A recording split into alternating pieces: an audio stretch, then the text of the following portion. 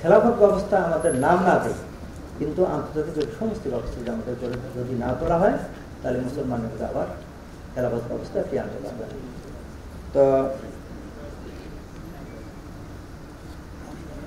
আমি আপনাদের বেশি সময় নিচ্ছি না, শুধু এই বিষয়ে আপনাদের আহ্বান জানাচ্ছি, এই বিষয়ে আপনারা গবেষণা করবেন, পড়াশোনা করবেন।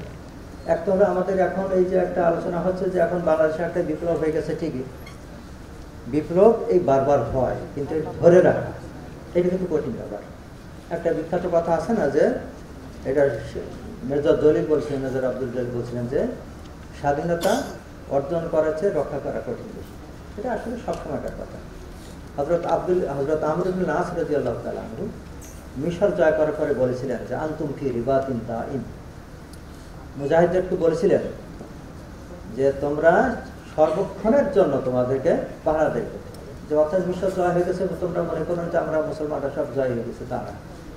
এই ব্যবস্থাকে আবার মুসলমানদের হাত থেকে নেওয়ার জন্য কাফেরদের, বিরোধী শক্তিদের চেষ্টার এক মুহূর্ত কখনো তারা বিরাম দেবে না। এই অবস্থা চলছে এখন।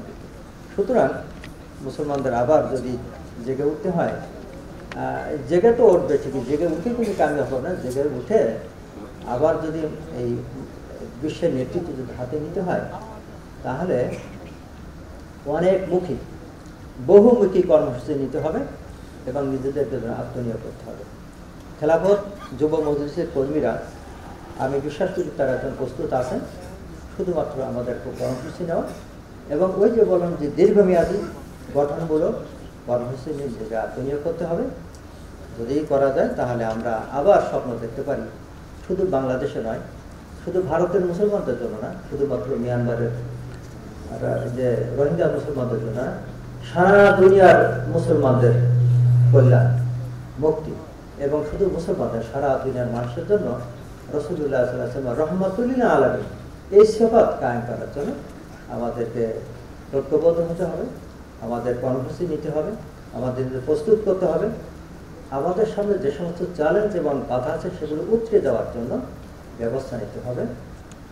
এই সামগ্রিক ব্যবস্থা যদি আমরা নিতে পারি, তাহলে ইনশাআল্লাহ আমরা সেই আবার আমাদের পুরনো গৌরব আমরা ফিরে আনতে পারবো।